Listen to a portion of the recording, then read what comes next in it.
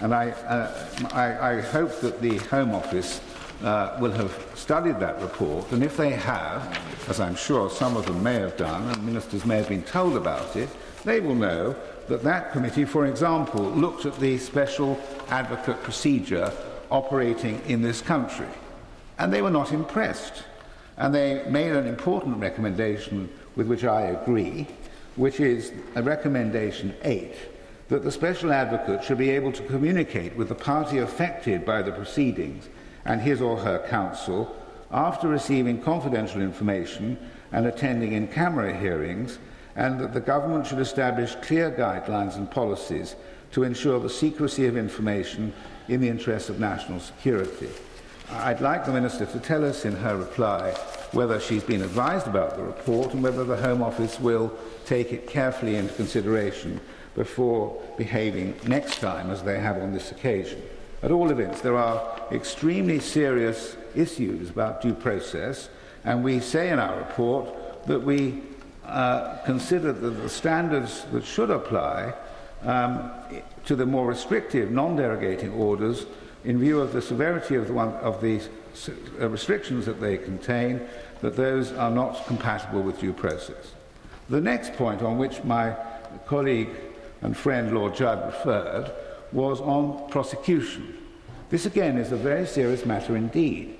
In our judgment, the judgment of the High Court in the case of E provides powerful evidence, and we cite others in our report, confirming our concerns about the seriousness of the government's commitment to prosecuting as its first preference. I know the Minister has said that that, of course, would be their first preference, but looking at the evidence, we're not satisfied that it is.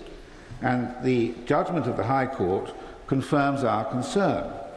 The lack of effective systems to keep the prospects of prosecution under review, revealed by that case, we point out, belies the government's professed commitment to do so. Then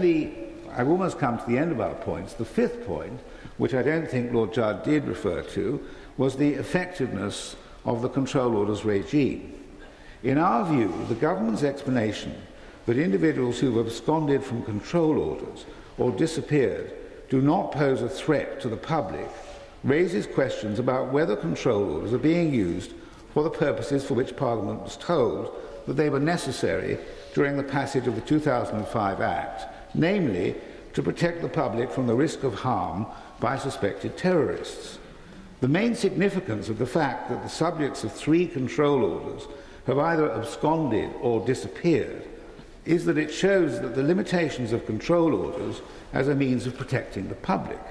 In our view, this again demonstrates the urgency of bringing forward measures to facilitate prosecution, which will provide much more effective protection for the public, a point made powerfully by Lord Judd. And then we reach our conclusion, and we explain that in the light of the concerns which I've barely summarised, we've reached the same conclusion as in last year's report on the renewal of control orders. We seriously question renewal without a proper opportunity for parliamentary debate on whether the derogations from Article 5 and Article 6 of the European Convention are justifiable, that is, whether the extraordinary measures in the Prevention of Terrorism Act 2005,